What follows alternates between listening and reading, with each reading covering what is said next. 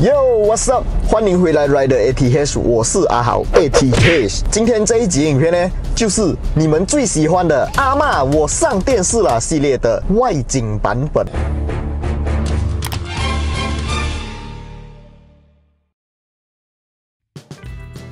之前如果你们有看过阿嬷我上电视这一个系列的话呢，都知道我之前是在 Indoor 里面做影片啊，我是觉得好像有一点点单调。那么今天呢，就让这一个系列走出户外。在上一部，那也就是这一部影片发布了过后呢，我就收到了很多人的 email， 很多人都有一些对选购车款啊有很多不同的问题，甚至是一些车坏啊，还是什么要怎样维修的问题都有。那如果其实你们是因为你们的车有问题的话，我觉得那个还是要去找维修店检查会比较好。那有些朋友是因为他们有选择困难症，他们不知道要拿这辆车还是这辆车，哪一辆比较适合他，然后他又有很完整的形容出他平时的用途的话，那也是会比较好让我来做这一个系列啦。今天上电视的这位朋友呢，不久前他就有 email 我啊，我会把它放在画面上面这边啦。阿豪狗狗你好，希望你可以看到我的 email。我从你介绍 X50 的时候开始关注你，最近看到你的新系列，所以想投稿问一下你的意见。哇，所以 X50 是蛮久以前的影片了嘞，1-2年前吧。哇，所以真的是关注我蛮久了，真的是 Thank you very much， 谢谢你的支持啊。我去年刚出社会工作，现在每个月收入大概2000块，家里的车不够用，所以打算买一辆自己的车。我跟你一样喜欢 Sedan 车款，但 Sedan 新车好像很贵，怕负担不到，可以为我介绍一款我可以负担得起的车吗？我单身，住家里，谢谢你。哇，这样子的 email 就很完整。他有告诉我他是单身，他有告诉我他喜欢的车型，然后他有告诉我他是住家里的。我时常会在我的影片下方留言区啊，看到有人问2000块适合买什么车之类的。其实就在不久前就有一则留言是讲他的薪水2000块，然后他有考虑要买二手的 Forte、Inspira 还有 Elantra 是吗？其实我不知道是不是这个 Roy Chin 啊，因为那3款刚好都是 Sedan 车款，所以很有可能其实是同一个人啦。好，那我就来讲一下。其实我觉得2000块的薪水要拥有一台属于自己的车，不管你是有没有女朋友，不管你是有没有住家里，我觉得都是一个蛮吃紧的情况。毕竟你买车不单只是供车罢了，你还需要养它。service 维修，可能你喜欢添加一些 accessories， 或者你有改车的喜好，那些全部都是钱来的。而且每年的 Rotex 保险到期，你也需要去还钱。所以如果你是一个对于自己的收入没有什么信心用车的话啦，非常建议你们可以先看一下这一部影片哦。在那一部影片里面，我就有提到要买一辆 Proton Saga 新车，最好有多少的月收入或者年收入才过得比较轻松。那今天这一集其实也是类似这样子的情况啊。如果是以那一集影片来做标准的话，月收入2000块，年收入差不多就是24000，再加一些可能 OT 啊、allowance 啊之类的东西，加到来年收入大概是在3万块左右啦。我不确定你有没有 OT 什么的，但是我就把你的预算设定在3万块以下。那3万块肯定是买不到新车 Sedan 了啦。那我们就把 target 放在二手车 Sedan 上面。那如果像我刚刚提到的 Inspira、Elantra、Forte 这几款 C segment Sedan 呢，它的价位都是在3万块左右，甚至更便宜哦。但是我个人就不太推荐啦，因为保养方面也是要用钱的，维修方面也是要用钱的，而且1800cc、2000cc Rotex 会比较贵，2-3万块的车的保险也不是讲特别的贵。但是我比较担心的就是那些车虽然现在卖这2-3万块，但是他们的零件对于一个月收入2000块的人来讲，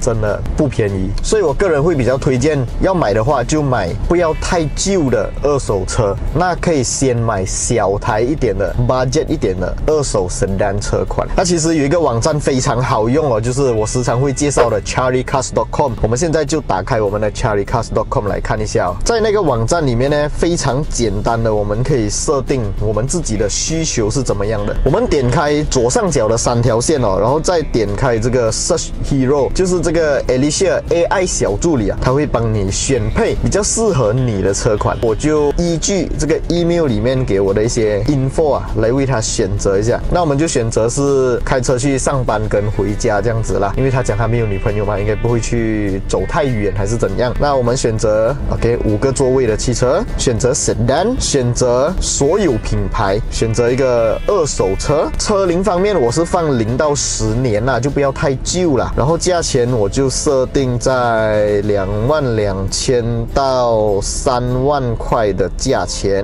继续下一步。好，现在就可以看到哦，它就有跳出好像 Proton Saga、Proton Inspira、Persona、Preve 等等的车款，还有 Honda City、Honda Accord、Vios、Nissan Almera 都有。但是因为那些 C segment、B segment 的车，他们都是属于比较旧的车，所以我就不要去选旧的车。毕竟啊，我觉得买二手车啊，真的是看运气啊。你运气好的话，你买到前车主有顾车的话，那辆车没有什么问题的话，那你就真的是可以很轻松的用车。但是运气这个东西哦，真的是我们没有办法控制的，而且时间越长，那个好运程度啊就越少。就好像你买一台3年的旧车跟一台10年的旧车，我觉得10年的旧车发生故障的几率会远远高过3年的旧车。我在这里可以看到，可以负担得起的二手车的话，也只有 Saga， 还有你们现在看到的这一个Beza。 但是在这2款二手车里面呢，我个人会比较推荐 Roy Chin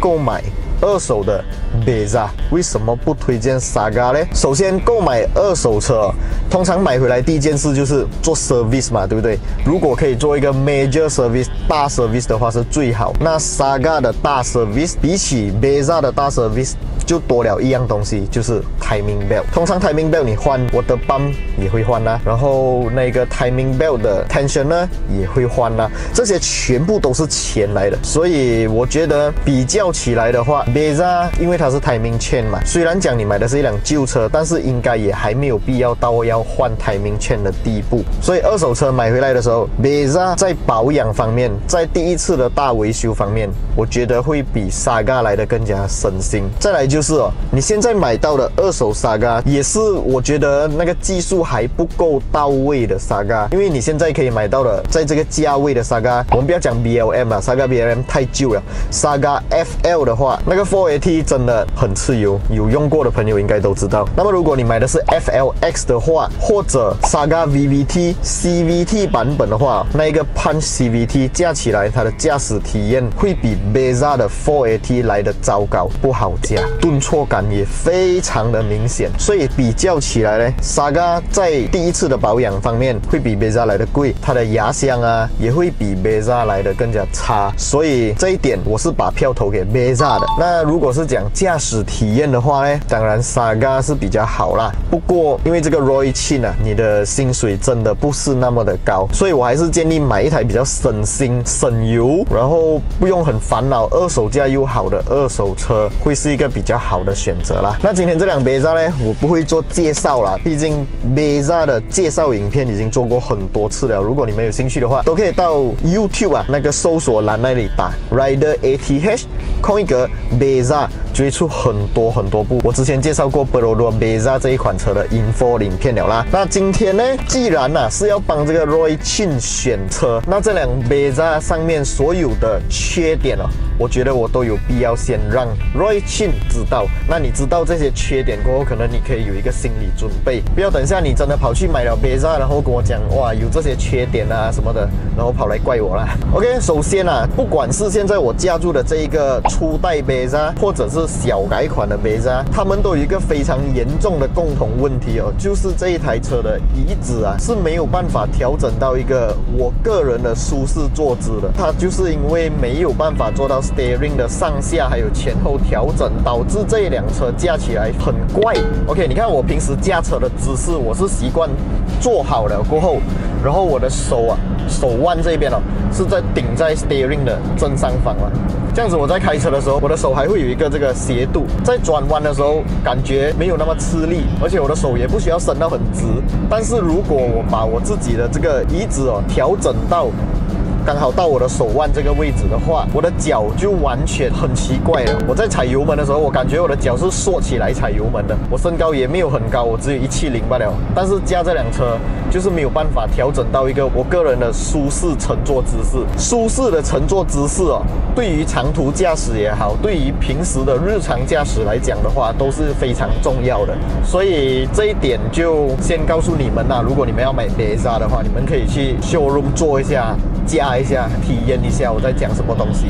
再来就是这一辆车几乎是零操控的，它是基于一个ASIA的平台，然后把它变长出来的一辆 Sedan 车款，所以在开起来的时候，整个 ride and handling 就是很奇怪。当然不是讲我摆左边它去右边啊，我摆右边它去左边，但是它就有一点点让我觉得我在转向的时候，或者我在 highway 高速的时候，我的 steering 稍微摆动一点点，它就会让我感觉这辆车很轻飘的感觉，没有安全感。这一点也是先让这个 Roy Chin 知道一下。Saga 跟它比起来真的好太多，但是不是不推荐 Saga 哦。我觉得你现在刚刚毕业出来，你要的只是一个代步车。再来就是 Beza 的二手价会比 Saga 的来得更加好。在你努力赚钱的同时哦，这辆车的保值率也比较高。下一次你换车的时候拿回的钱，当然会比 Saga 来得多。Saga 分分钟是要贴钱卖车的。我觉得你人生中第一辆车，先买一辆省心省油够用就好。至于动力表现方面嘛，这个1300cc 的 Dual VVTi 引擎，还有它的4AT 的变速箱，真的只是够用罢了。City Drive OK 没问题。Highway 你要超车是比较没有信心的，不是讲它在 Highway 跑不快，可是当你在时速100的时候，你要超一个车啊，可能你要用很多时间才可以把那辆车超越。那这种情况下呢，安全感自动就会降低。好了，今天这个分享就先到这里，希望对这个 Roy Chin 有帮助。那么如果你们也是刚好在选择跟 Roy Chin 差不多一样价位的车款的朋友的话，都可以在影片下方留言给我知道一下。喜欢我的影片，不要忘记订阅、按赞，还有分享出去，小铃铛也要跟它度下去。也要非常感谢 Charlie Cars 一路以来的合力播出。如果你们想要买一些像这样的二手车啊、recon 车还是新车的话，都可以到 Charlie Cars 上面逛逛一下。当然还是要强调一下哦，这个世界上是没有完美的车的，只有最适合自己的车款。所以你们可以参考一下我今天讲的东西，然后再加入一些自己的想法，然后整合出更适合自己的车款啦。OK， 今天这一集阿嬷我上电视啦，就先到这里，我们下一部影片再见啦 ，Goodbye。OK， 我现在时速是100多啦，我要各一辆车啊，我现在 full throttle 啊，加速哎，哦，好不容易才把它割掉。